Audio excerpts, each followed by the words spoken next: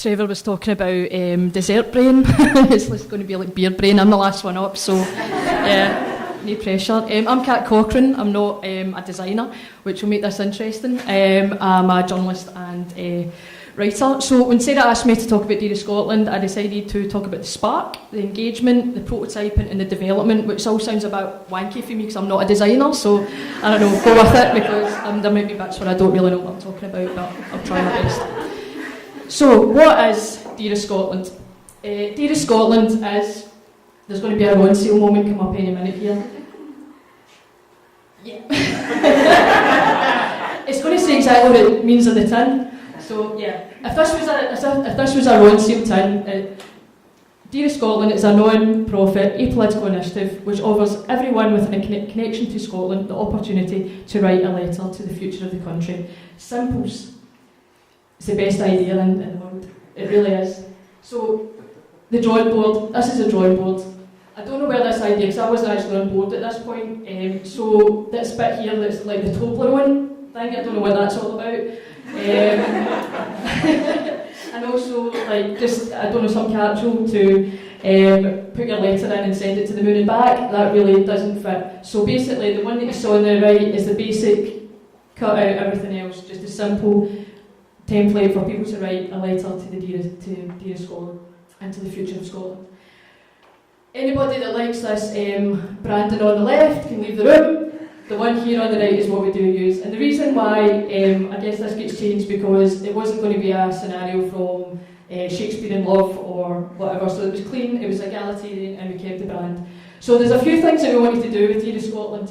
We wanted to create a platform where people could write a letter to the future of Scotland because we really believed that politicians, the mainstream media, didn't really have any clue about what was going on in Scotland, what people really thought, the little guys, little men and women.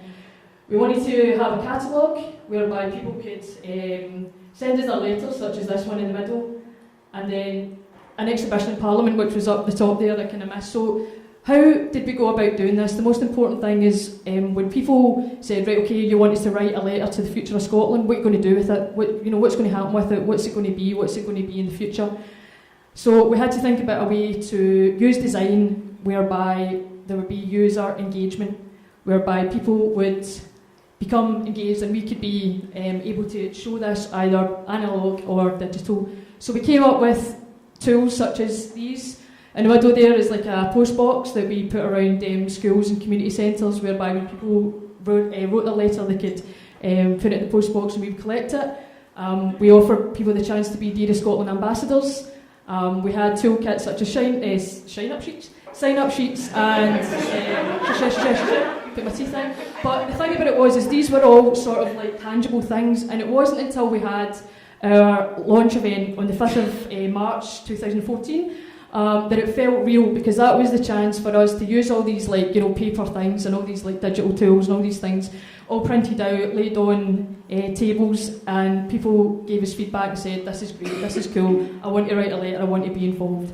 So what we did last summer was we went around Scotland and we pushed ourselves forward. We invited ourselves to events that people didn't know we were going to turn up at, which was pretty cool. Did a wee stint on Govan radio, and we just sort of went about and we shared the idea about Dairy Scotland and giving people the platform, and then people came on board with it and started to write their letters, and the letter started to come through.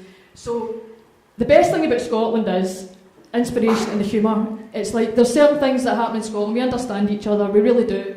And when we get things like that, who isn't Scottish but really wish was? Lionel Messi. My other favourite one is, quickly before this one, with a prompt card that said, when was the last time Scotland makes you cry? And then somebody wrote, I can't remember the last time Scotland makes me cry, but Glasgow City Council makes me greet every single day.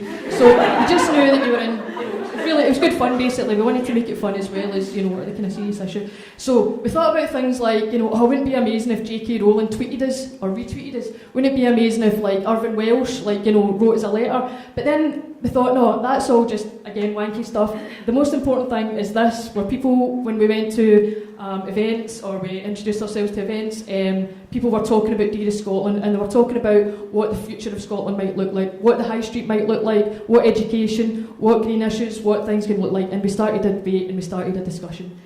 So then this was a beautiful thing because we offered the opportunity, because we couldn't go around Scotland all at the one time, we were quite a small team.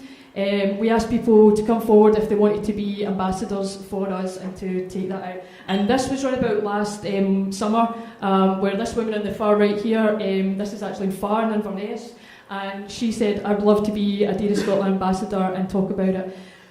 This was also, this is a kind of like, it's not really about the name dropping, but the thing is that Bill Kidd, who is the MSP for Annie's Land in Glasgow, he got in touch with us after we'd sent out a tentative email, and he said, I love this idea, let me take it into Parliament. So this was us having a members' debate in Parliament last August, which was a brilliant thing because Data Scotland letters were read out in Parliament, and we were actually in New York at the time in a Starbucks. We always tell that story because I hate Starbucks, but that was only one time that was really cool.